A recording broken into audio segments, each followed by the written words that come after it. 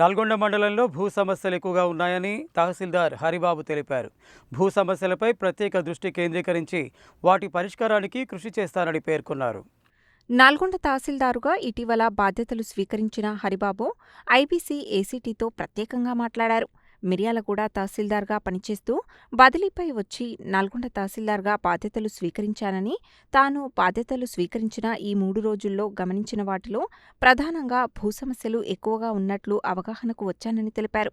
వివిధ రకాల సమస్యలతో ప్రజలు తహసీల్దార్ కార్యాలయం చుట్టూ తిరుగుతున్నట్లు గమనించానని, వాటిని సిబ్బంది సహకారంతో పరిష్కరించడానికి కృషి చేస్తానని పేర్కొన్నారు.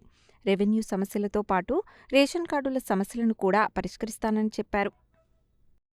నా పేరు ఎన్ హరిబాబు. గతంలో నేను మిర్యాలగూడ మండలంలో తహసీల్దార్గా 2 సంవత్సరాలు పనిచేశాను. ఇటీవల ఒక 3 రోజుల క్రితము నల్గొండ మండలంలో జాయిన్ జరిగింది.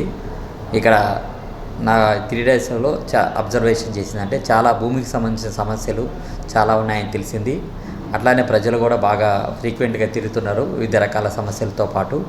ఇవన్నీ నేను పర్సనల్గా తీసుకొని మా స్టాఫ్తో కోఆపరేట్ చేసుకొని అన్నీ పరిష్కారం చేస్తానని, నల్గొండ మండలంలో ఉన్న భూమి సమస్యలు కావచ్చు, ఇతర సమస్యలు కావచ్చు, సివిల్ సప్లైకి సంబంధించిన రేషన్ కార్డులు కావచ్చు, వేరే యాక్టివిటీస్ కావచ్చు, ఇవన్నిటినీ నేను పరిష్కరిస్తానని ఈ సందర్భంగా మీ అందరికీ తెలియజేస్తున్నాను. Thank you very much. Tahsildar, Nalgonda.